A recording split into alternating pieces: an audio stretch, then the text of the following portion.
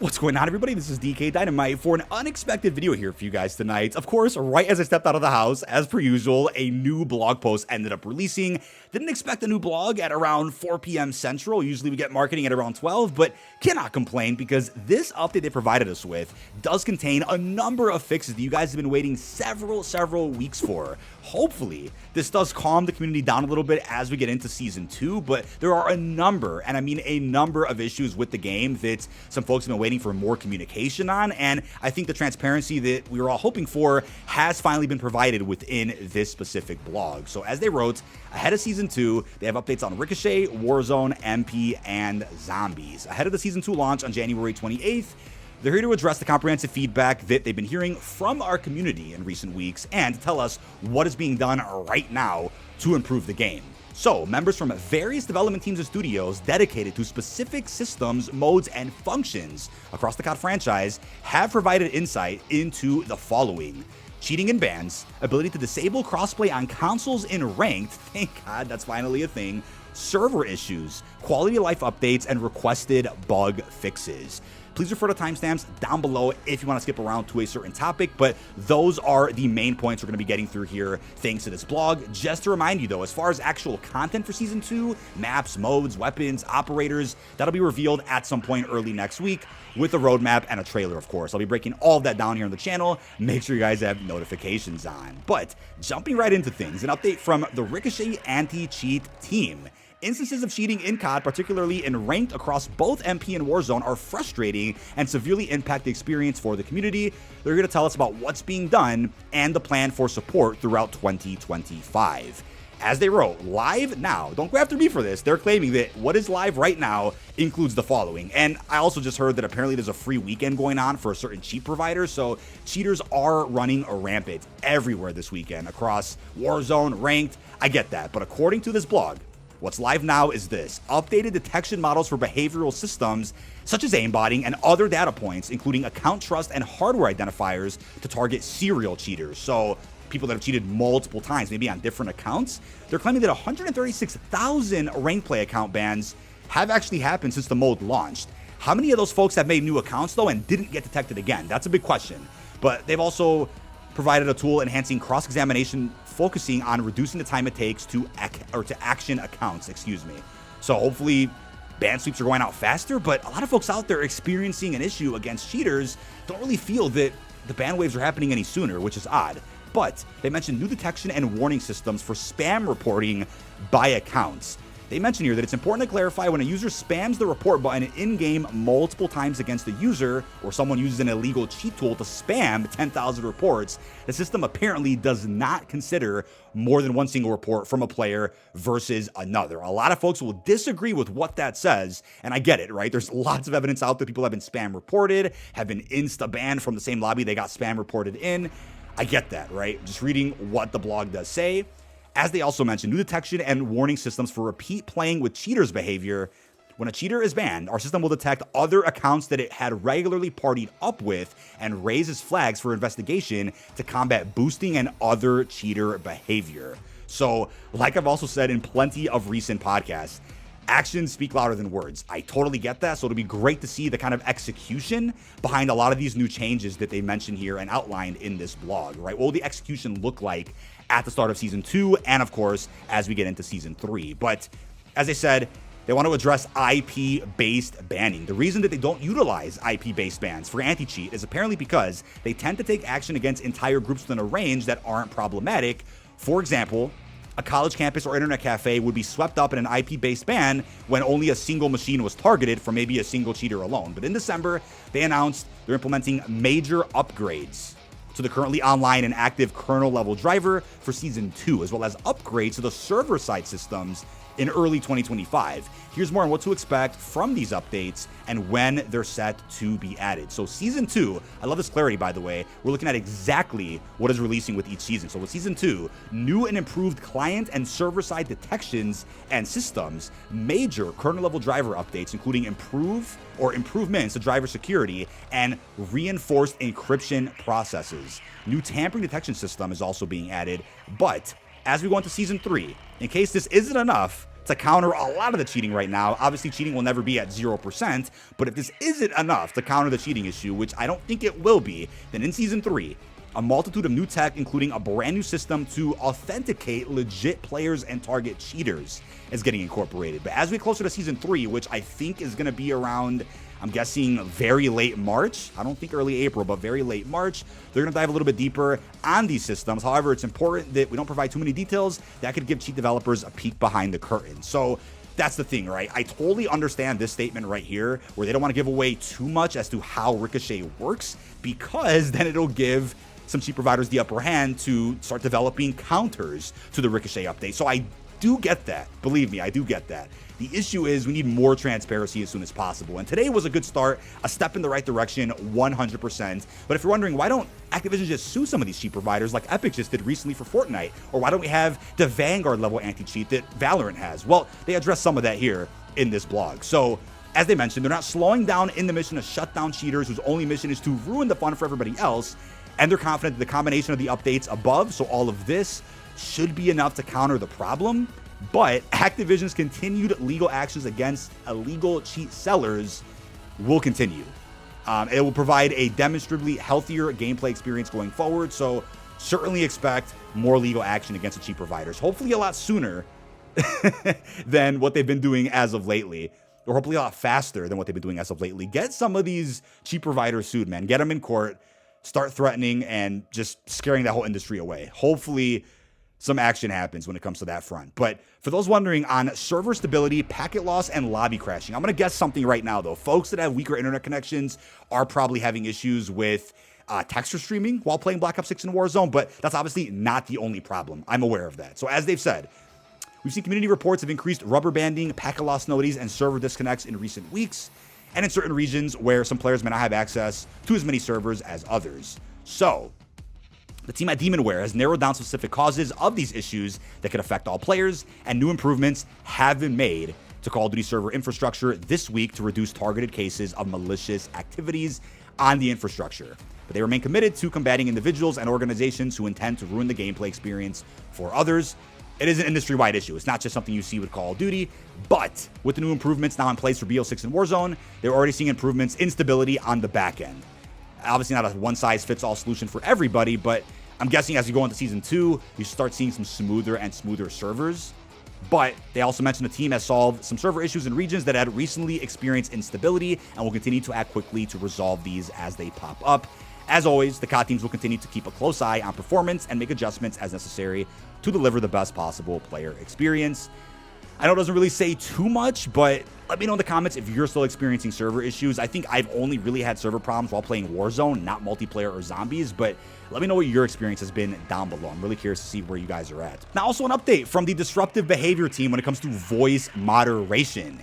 Since the initial rollout in 2023, COD's in-game voice chat moderation system has been an essential tool in reducing players' exposure to hate speech, harassment, and derogatory language in voice comms, and there's also a progress report here as to what the results look like for that. But the question is, what counts as derogatory territory? Because I've seen a lot of comments all over social media from people that claim, again, maybe they're not telling the truth, but people claim they haven't said anything too bad or didn't have their voice chat on at all and still got comms banned for several weeks, if not months.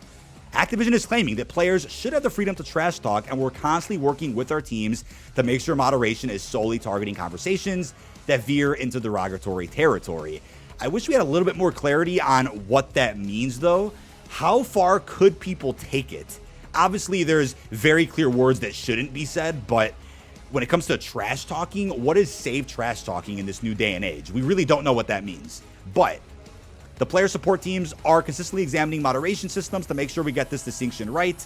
We employ regular tuning sessions conducted by humans, not AI, they had to clarify that one, to improve the accuracy of the voice moderation detection system based on the code of conduct. A lot of folks will say that it's just the AI making mistakes, falsely banning people within COD, right? So that's been the conversation for quite some time now.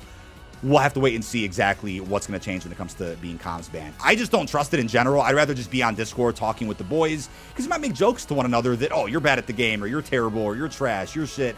And we don't know if the voice moderation is going to pick that up as cyberbullying when we're all friends, right? I don't know. Now, while this was the information that I do think you guys were hoping to hear more about, I get comments about it in every video that I make, they unfortunately didn't share any information when it comes to shadow bans. Obviously, that's not up to Treyarch to even handle shadow bans. That's something more on the Activision end, probably Demonware and some other studios. That's the only flaw with today's blog post and today's communication. The one thing that really wasn't addressed, but regardless, if you're a full-time player with Warzone or ranked play, you're going to still be waiting a good amount of time before you can see a lot of these changes implemented. But if you're somebody that just plays regular MP, regular Warzone, or even zombies, you're probably happy with what was presented to us earlier today. Jumping into incoming BO6 updates to round all of this out.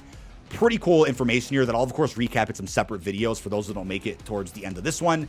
As they said though, Treyarch has prioritized several gameplay updates, quality of life improvements, playlist changes, and notable bug fixes scheduled for Season 2 based on player feedback as well as key updates to ranked play. We talked about these updates in a recent video, but one that we didn't talk about is reduced collision with teammates to improve maneuverability around tight spaces and doorways with nearby teammates. That's fantastic. But yes, the ability to separate HUD presets for MP and zombies, that's coming, and a challenge tracker.